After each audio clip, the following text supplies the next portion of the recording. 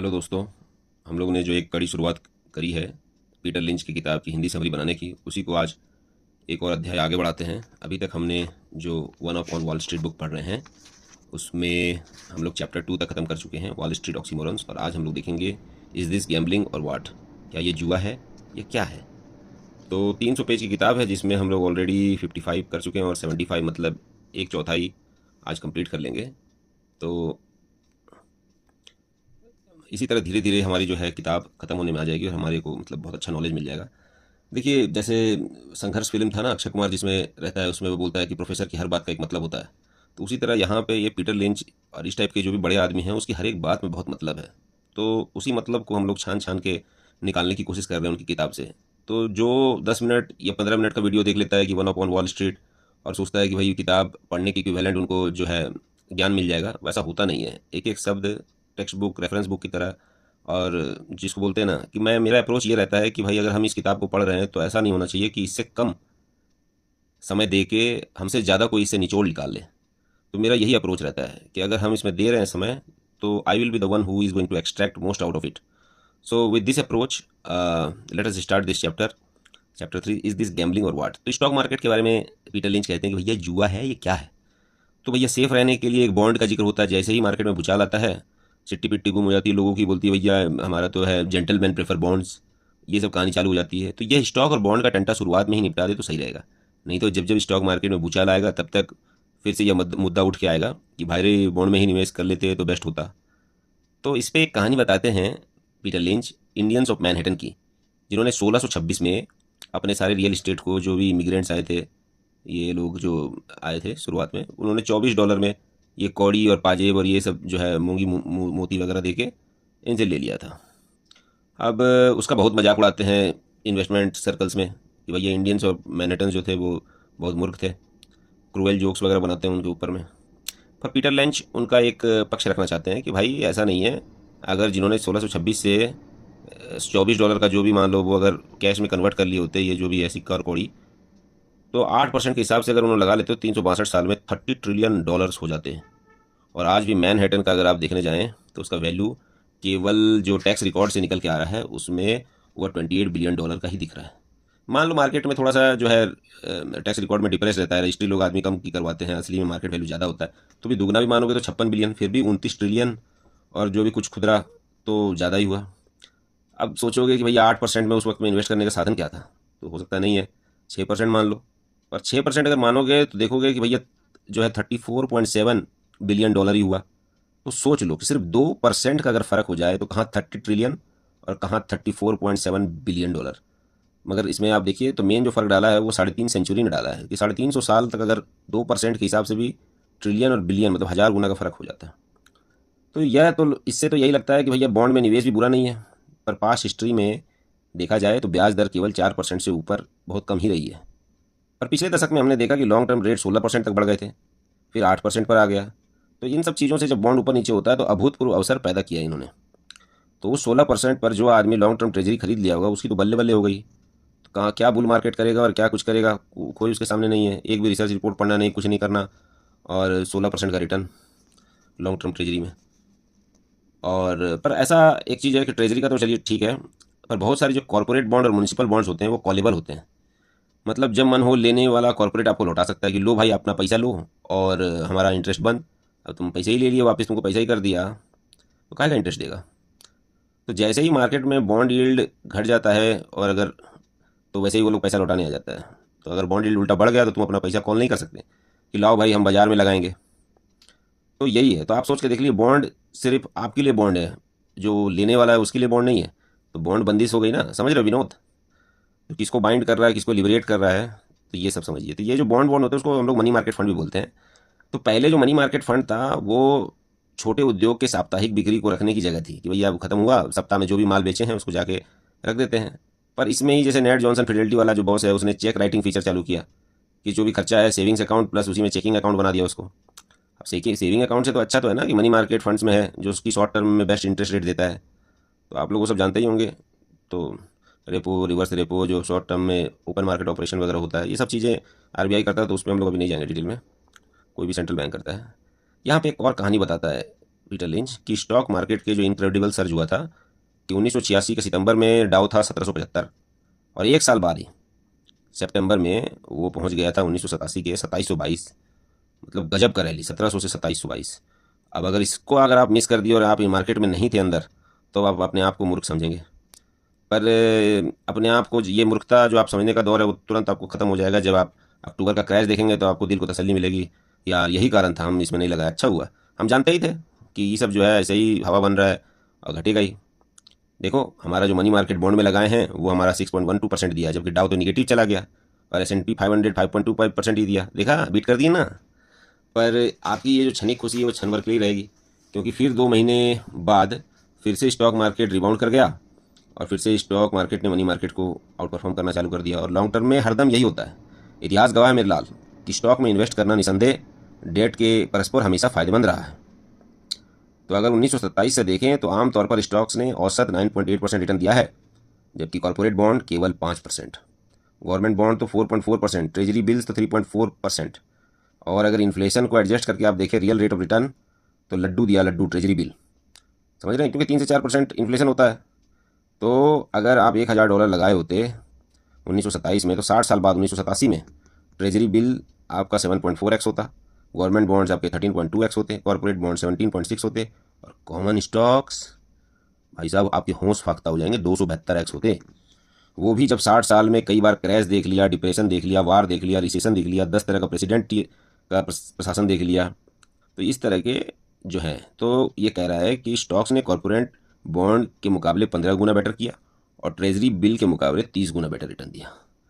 ये सारी पेज का जो सारांश था वो हमने डिस्कस किया। अब दूसरे पेज पे चलते हैं। स्टॉक का इतना आउट परफॉर्मेंस का लॉजिकल कारण है क्योंकि यहाँ आपकी कंपनी की ग्रोथ भी आपके लिए ही है। बॉन्ड्स में क्या मिलेगा आपको? क्या मिलेगा? इंटरेस्ट मिलेगा और आपका मूलधन वापस होगा। मैकडोनाल्ड का अगर आप बॉन्ड ले लिए होते तो आपको इंटरेस्ट मिलता, पर जिसने मैकडोनाल्ड का शेयर लिया होगा वो तो आज अमीर बन गया होगा। बॉन्ड आपको कभी भी 10 बैगर नहीं देगा। तो क्या रिस्क के बारे में बताओ भाई, मतलब बॉन्ड में तो कोई रिस्क है नहीं। स्टॉक्स में क्या स्टॉक रिस्की नहीं है? निसंदेह रिस्की है भाई। कहीं नहीं लिखा है कि स्टॉक्स आपसे कर्जा लिया है कि आपको कुछ दे के ही जाएगा। ठीक है, यहाँ तक कि ब्लू चिप भी आपकी रुटियाँ डुबो सकते हैं। एग्जाम्पल है RCA, Bethlehem steel, blue chip थे, $66.5 पे बिक रहे थे, और मतलब वही जो चीज़ है उतना ही पे रहा जब उसको बिकवाली हुआ, लिस्ट भी हुआ और बिकवाली भी हुआ जब जी उसको एक्वायर किया, तब भी वैसे ही। बेथलम स्टील का भी वैसे ही हाल है। तो भैया ओरिजिनल जो डॉ जोन इंडस्ट्रियल एवरेज देखेंगे उसमें कोई बाल्डविन लोकोमोटिव आया, रेमिंगटन टाइपराइटर आया, यूनाइटेड ड्रग आया, Nash Motor, Postum, Wright Aeronautical, Victor Talking Machine, मतलब कितने ही नाम आए, कितने गए। तो बोलते हैं ना, कई को देखे हैं। तो 100 बात की एक बात पीटर लिंच कह रहे हैं कि सब दिन एक समान नहीं होता है। कोई गारंटी नहीं है कि आज का जो मेजर कंपनी है कल का माइनर नहीं बन जाएगा। और ये ब्लू चिप के बारे में जो ये कहते हैं कि भैया ये ब्लू चिप मिस करने लायक नहीं है, ऐसा कुछ नहीं होता मेरे दोस्त, ऐसा कुछ नहीं होता। अच्छा स्टॉक्स को गलत दाम पे अगर ले लो और गलत वक्त पे ले लो तो तगड़ा घाटा लगेगा। अब ब्रिस्टल मायर्स अच्छा स्टॉक है, वो भी $9 से $4 हो गया। टेलीलाइन अच्छा था, $11 से $3 हो गया। मैकडोनाल्ड जो आज भी देख रहे हैं वो भी लोग $15 में लेके वो $4 हो गया। तो ऐसा नहीं है कि उड़नछू कंपनी है कि रात को सफ़ा हो जाएंगी। पर गलत समय पे और गलत स्टॉक ले लिया अगर सही समय पे, तो वो उससे भी ज़्यादा बर्बाद हो जाओगे, पूरे बर्बाद। तो समझ लीजिए, तो अगर इन्फ्लेशन ताबड़तोड़ है तो बॉन्ड भी लेस रिवार्डिंग होता है। रिस्की है, अगर लेस रिवार्डिंग है तो रिस्की है। समझ रहे हैं?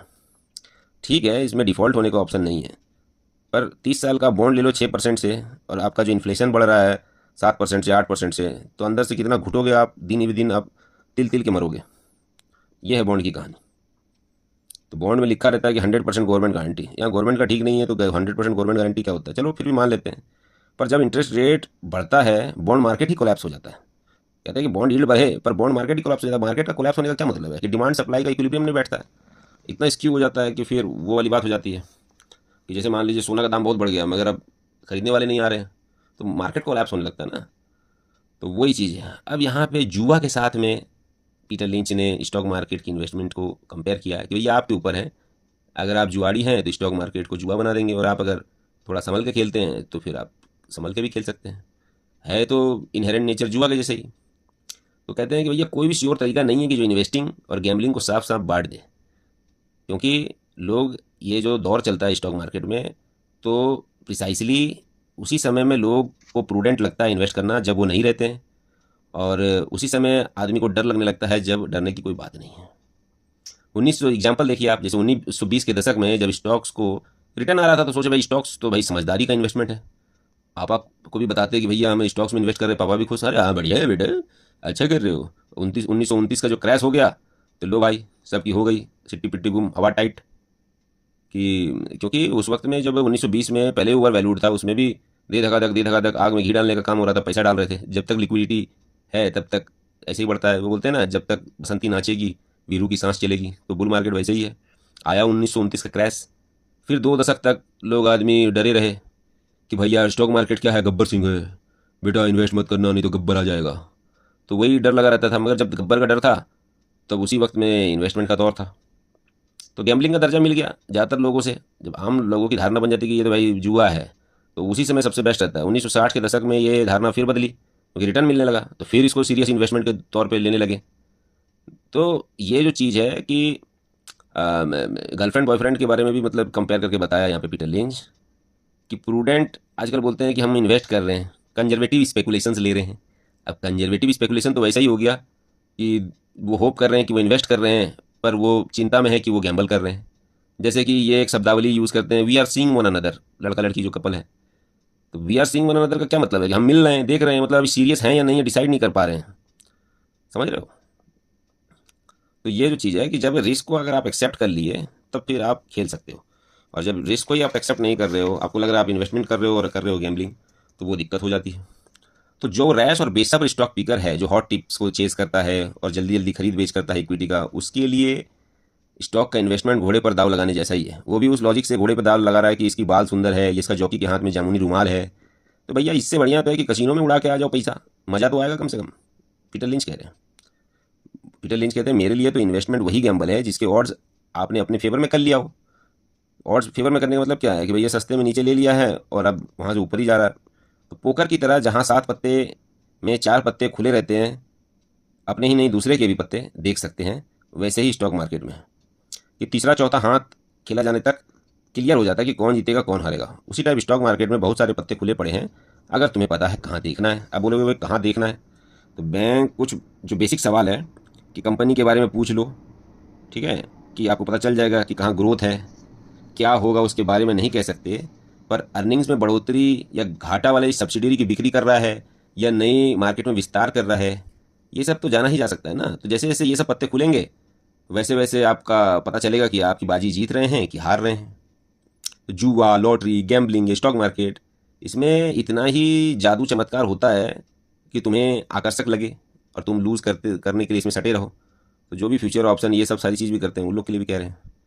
तो जो लोग जो स्टॉक मार्केट में सफल होते हैं वो भी समय समय पर लॉस एक्सेप्ट करते हैं और आगे बढ़ते हैं, झटका झेलते हैं और जो है आगे बढ़ते हैं, आउटकम को एक्सेप्ट करते हैं। तो प्रॉपर फिर ये कह रहे हैं कि 6 out of 10 is all it takes to produce an enviable record on Wall Street. मतलब 10 में से 6 भी आपके स्टॉक चले, अगर 7 चल गए तब तो आपने बढ़िया कर दिया, डिलाइटेड। 6 आउट बोल्ड करके बताया है पीटर लिंच। और ओवर टाइम जो है risk in stock market can be reduce by proper play. आराम से खेलोगे, बढ़िया से खेलोगे तो रिस्क घटा सकते हैं। जैसे ओवर प्राइस अच्छे स्टॉक लेने से बचें। अब ब्रिस्टल मायर हो या हेंज केचप वाले हो, ये लोग अच्छे स्टॉक्स हैं पर इसको भी ऊपर में ले लिए तो भी फंस गए। जो लोग ये सोचते हैं कि ब्लू चिप में के साथ लेके सट्टेबाजी कर सकते हैं, उनका भी पैसा आधा हो जाता है और 8 साल लगता है रिकवर करने में। अभी आज के डेट में जो निफ्टी का जो ऑप्शन फ्यूचर्स है और शॉर्टिंग और ये सारी चीज़ें चल रही है, निफ्टी में बड़े लार्ज कैप स्टॉक्स में तो चल रही है, तो इसमें लुटपिट नहीं रहे लोग।